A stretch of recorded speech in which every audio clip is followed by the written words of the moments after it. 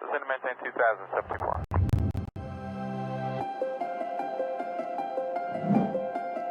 Who am I? Comet 504, descend and maintain 3000. 3000, Comet 504. Hands for Type 724 is our traffic about our... In my 20s, I dream of flying a plane. Due to having glasses, I thought it's not possible. In mid-2016, I started to have foggy vision. After I checked out, the doctor said I have cataract in both my eyes. Wow! I really never expected this. I felt like taking a trip to the moon, jumping up and down. I'm filled with excitement. But the unexpected turns out into my reality. The cold, hard truth. I need to step into divorce. My mom said her final goodbye, and my family broke apart. I stepped into a solitude journey. This is the best journey I ever experienced. It was super challenging. My achievement, the award-winning author, from housewife to pilot, the beginning.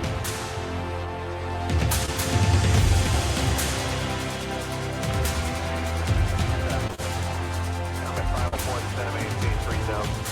3000, Comet 504. I'm Keiko Lim.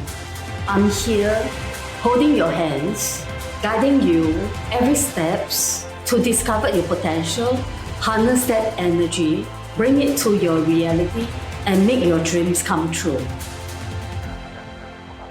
Comet 504, ready to speed of 170 for tower space. You get following a Boeing 727, 1 o'clock, 6 miles right base, descending on 3500. Welcome to Tuesday with Keiko. Today, my guest speaker is Allison Steinke. Today, we are joined by someone who has experienced years of hardship and betrayal, believing the pain narrative that she wasn't worthy of love. She spent years feeling like she wasn't doing enough, no matter how hard she tried, and carrying the heavy burden of the world on her shoulders, isolated and in pain. But everything changed when her marriage ended and she began her healing journey. Through self-discovery and faith, she embraced her inherent worth and the love God has for her. She shifted her approach to life, moving from self-criticism to self-care. By replacing negative thought patterns, overcoming food addiction, and prioritizing her well-being. She found her joy and inner strength, and with that, the weight she once carried began to lift. How did she do it? She learned that self-compassion, not shame, is the key to health. By focusing on mindset, creating routines that align with her goals, healing her relationship with food, and prioritizing nutrition over dieting, she transformed her life. Now, she's here to share her journey and a program designed to guide you through this process, one step at a time, together. A warm welcome, Allison Steinke. Thank you, Keiko. Share with the audience a little bit about yourself and how you become who you are today after what you had been through. Okay, I'll take it back to, I was married for 21 years and Mhm. got married in '02. And in 21, a lot happened. I was certified as a health and wellness coach and a holistic nutritionist. I had my last baby, number 11. And around that same time, I don't know what happened, but I was able to utter the words and finally admit to myself this is abuse. And I had a counselor that I spoke to once in a while, and I told her, and I shared with her that as much as I know God loves the world and he loves me, I just couldn't accept it in my heart. I couldn't believe that he actually would love me. If my man couldn't even give me respect, how could the God of the universe love me? I felt like I had to earn his love. And she had me read Psalm 139 real slowly, and just pray through it. And it's all about how God formed us individually, how he knows our thoughts, how he knows what we're doing every moment. And she helped me to understand that God doesn't love me because of who I am or what I've done. He loves me because he is love, and because I'm created in his image, and I'm formed out of love by him. And so I finally accepted that no matter what I did, he still loved me, and I didn't have to try and earn his love in order to be loved. And that was the foundation of all my healing, because if God loved me, then I deserved respect. If God loved me, then I should have boundaries. If God loved me, no one should be treating me this way. If God loved me, then I had dignity and I had worth. And it was a slow journey, because it's hard to heal when you're still in the trauma. Yeah. But fast forward a little while, something happened about a year ago, just over a year ago, and I had to leave. And I grieved the loss of what I thought was, the perfect family. Well, I knew my family wasn't perfect, but I grieved the loss of a complete family, of the dream of growing old with somebody, of my children having a father in the home, all these things that I was very sad that I could not give my kids anymore.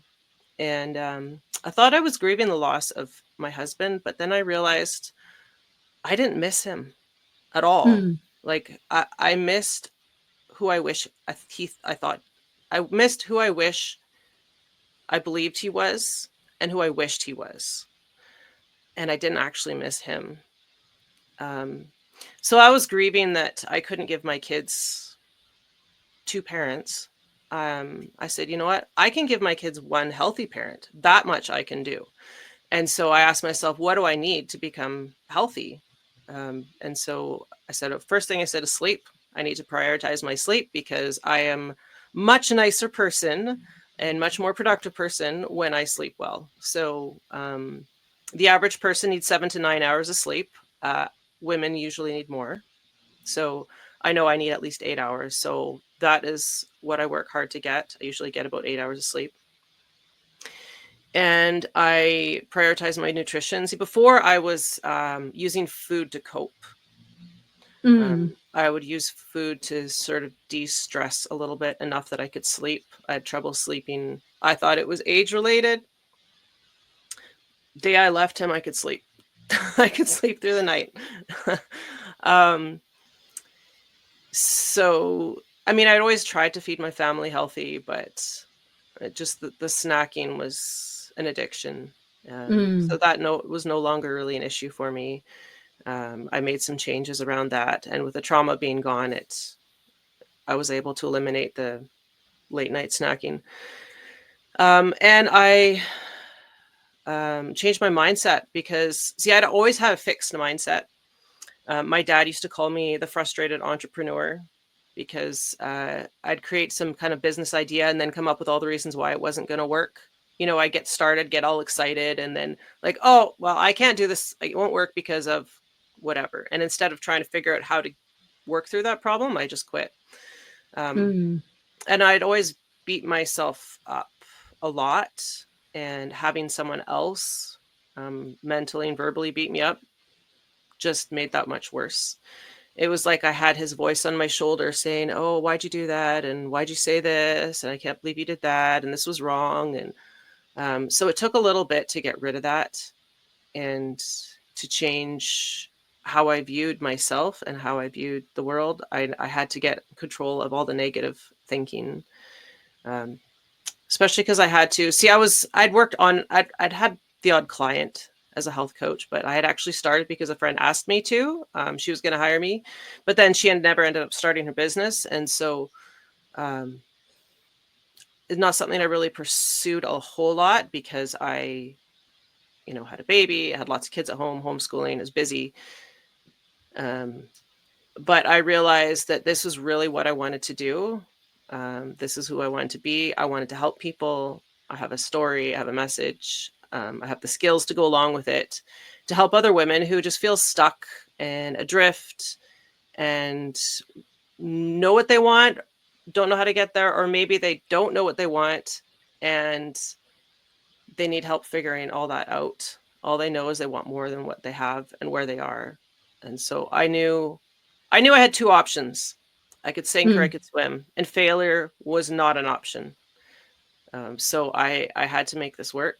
I had to make being alone work, and I had to make my business work. And mindset was key to that. Change my mindset. Yeah, mindset is so important Mhm. And because the holistic approach too. Like,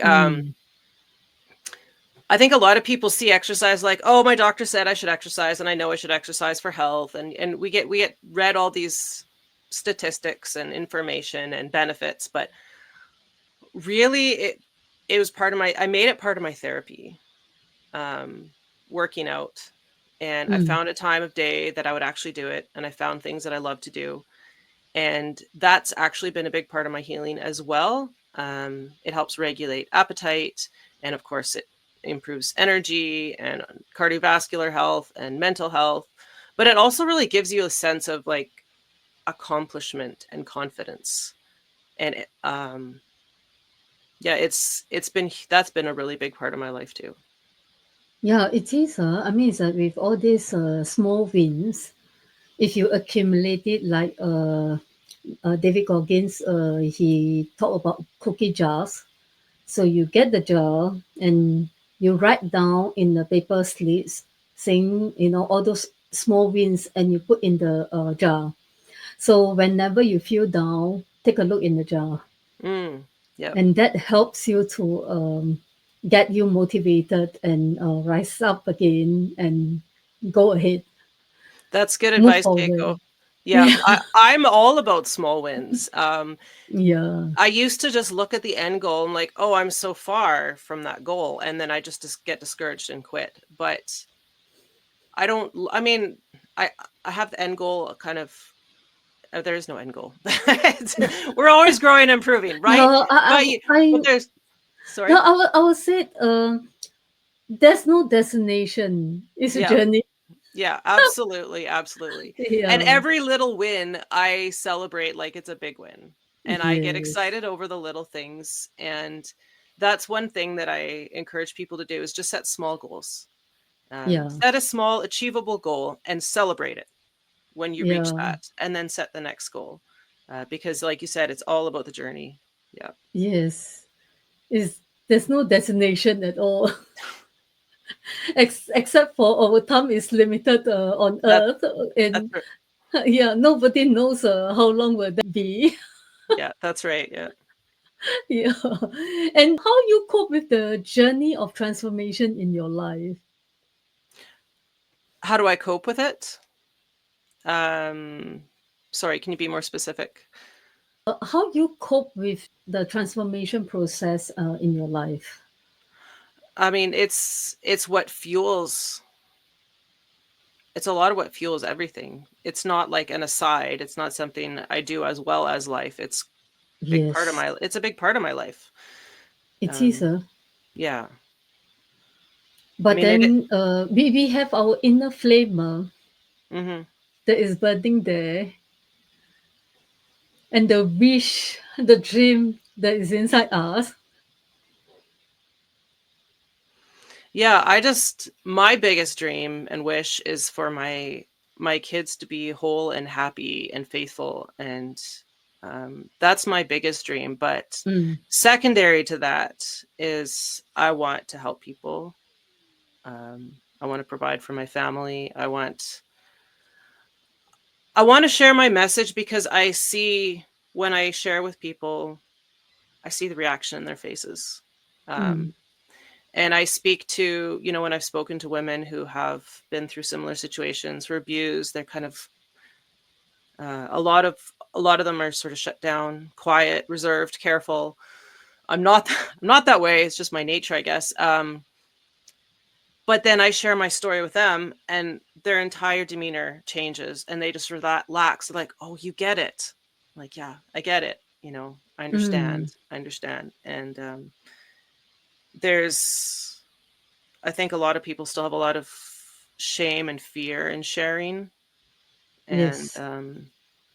I want to come alongside those people and show them, like, hey, you know, I get it. And if who have had a fixed mindset and negative self-talk most of my entire life, if I can break through that, then, you know, you can too. And here's what I did. So I can help others in the same way.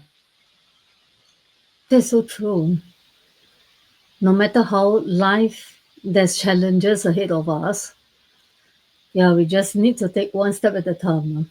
Absolutely. Yeah. One step at a time. That's key. Be patient with yourself. Enjoy the journey. Yeah. That's right. Yes, enjoy the journey. And how you step into a breakthrough. Um, how does if someone were to ask me how to step into breakthrough, the first thing I would say is figure out what you want and why you want it, but be super clear on that. Like, I Mm, call it the big why. So what's the dream? Why do you want that? What does that look like? How would that change your life? How would that change your relationships? How would that change you? Um, be really, really clear on that. And then mindset, of course, is important. Making sure you yes. have the right mindset. And then taking small steps, actionable steps. Instead of vague goals like, hey, I want to lose 50 pounds, say, okay, um, what's one thing I can do consistently? What's one step I can take? Let's be clear on that. Make sure it's maybe you've heard of SMART goals: specific, measurable, um, actionable, relevant, and time bound. So it's something that is clear, has a clear path, and support is really important. I I used to get really frustrated at myself because I needed people, but you know, that's how we're made. We are not made to be alone. And so support from family or friends or professional counselor, coach, whatever. Getting that support is really, really important. Having someone on your cheering team, having someone to help you along when you get stuck. And um, be patient and enjoy the ride. Like, celebrate the small wins, have Yeah. fun with it. And I'm big on making things fit into your life. I educate my clients, but I don't tell them what to do. I don't Mm, say you need to eat this way, you need to spend this many hours exercising at this time. There's mm. no plan like that. That's something that they create with my help, to fit into their life, because otherwise it's not going to be sustainable. And so everyone's different. And so making sure that whatever changes you make sense to you. Yeah, that's right. And how you gain clarity of what you love doing. Journaling is helpful, but here's what I do. I take a piece of paper and I will write a word on it, or several words, and I'll circle those words and draw lines from those words and write more words. Or sometimes I'll just write random words that come to mind. Um, and this is something that other people can help with. You can ask someone, hey, what do you see in me? You know, what do you see my strengths are? What do you see that excites me? Because sometimes other people see ourselves in a way that we don't. Yes. But if we evaluate our values, our dreams, what gives us energy, what drains our energy, what lights us up, what problems we want to solve, things we've done in the past that we've loved, and we can try new things as well. Um, I actually, I was a stay-at-home mom, and I knew I needed to work. So I thought, oh, I'm going to get into copywriting because I like to write, and I'm not in a place mentally where I can be coaching. So I poured hours and hours and hours into learning all about copywriting. And then I Mm, realized this is not who I am. This is, mm, I only wanted to write for people who I could help. Like, the coaching industry. I did not want to sell Yeah. toilet paper. You know, I wanted to make a Yeah. difference. And so I learned that about myself, that I can't do something that I feel is just doesn't have a big impact. And so I dropped that and just used my copywriting skills in my own business. Anyway, that's an example of trial and error. And I learned Yes. something about myself through that. And sometimes we have to do that, but and talking these things out, some people need to talk all this out too, with a coach or friend or whatever, to help just gain Yeah. that clarity. Mm. And that is the reason why we have to take course and to go through the self-development and to learn something new from coaches. So that is so important, because it's like if we are alone, for example, if I'm alone, when my mood goes down, as you know, living in Europe, especially winter season, it's depressing. And usually that period, I won't feel like doing a lot of things, especially outdoor things. Mhm. You won't feel like going out because it's freezing cold. And that is why it's like, yeah, having a mentor or having those classes that you take, it really helps you to move forward. And community is important.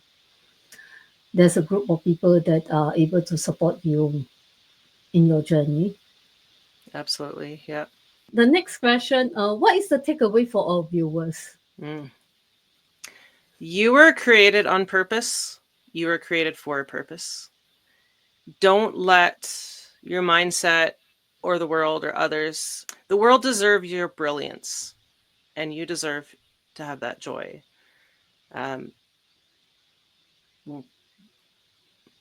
So often we try and dull who we are to fit into the crowd, instead of recognizing that you're unique with unique gifts. And if you don't show up who you are, you're robbing the world of something, and you're robbing yourself of that joy. That is really powerful. And thank you so much for sharing your insights with us today. Before we wrap up, is there anything else you'd like to add or any message you want to leave our audience with? If anyone wants to get a hold of me, there's a contact form. You can follow me on Instagram. There's information on my website, hopeswhispers.ca. Any follow-up questions, people are free to reach out to me there. That's a great message. We appreciate your time and expertise. Where can our audience find you? Yeah, hopeswhispers.ca. I also have a freebie on there. You can download questions to help you personalize your health habits, so self-care and nutrition. So that's all on the website. Keiko, thank you. It's been fun. I've enjoyed talking to you. Fantastic. We'll sure to include those links in the YouTube description box. Thank you once again for being with us today. It's been a pleasure. And to our audience, thank you for tuning in. If you enjoyed this interview, please subscribe and leave us a review or share it with others who might find it interesting. Until next time, goodbye.